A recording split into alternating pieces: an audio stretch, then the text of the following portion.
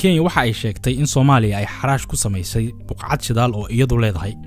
Somalia waxa ay London ku soo bandhigtay xogta shidaal sahmin laga sameeyay badda ku dhirsan Jubbada Hoose ilaa Mudug. Maxaa la isku hayaa? Xuduudka Kenya iyo Somalia ee badda oo muran ka taagan yahay waxa la isku hayaa 62,000 kilomitir oo isku wareega.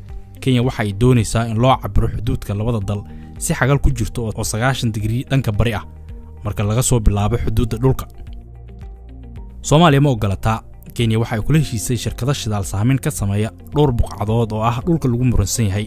Waxa kamid ah Block L22, L23, L24 iyo L25. shirkadaha heshiiska shidaal sahminta ka wada goobahan waxa kamid ah Toral, Eni iyo Cirka Oil oo hadda ka howlgalaysa Block L13 oo soo saarista shidaalka laga bilaabay.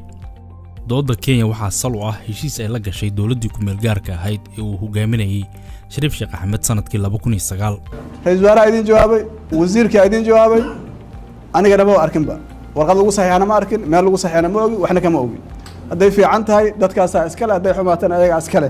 Waxaana dhowr jeer la gashay wada hadal dawladda hadda jirta si xal loogu gaaro goob aan maxkamad ahayn.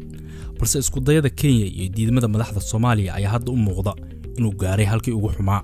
Maxaa la gudboon in Soomaaliya yeesho si Kenya uga joogsato sheegashada dhul aysan lahayn? ciidamada Kenya ee jooga Soomaaliya waxay sharci ahaan noqonayaan wada soo xadgudbay oo dal kale xoog ku jooga maadaama ay xiriirka gooyeen. Kenya waxay sheegtay Soomaaliya inay tahay dal cadow ah. Dawladda waa inay AMISOM ka dalbato ciidamo ka duwan Kenya in la keeno dalka si ay u buuxiyaan kaalinta nabad ilaalin ay ku jireen.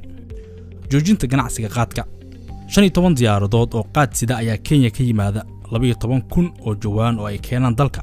Waxay dib ula noqdaan 400,000 oo dollar maalinkii. waxaana qaadka uu uga dhigan yahay Kenya ganacsi hal dhinac ah oo iyagu ka macaashaan lacag ka badan 100 milyan oo dollar sanadkii. Kumanaan beeraley ah ayaa ku tiirsan kobaca dhaqaalaha Kenya ayuu kaalin mug leh uga jiraa.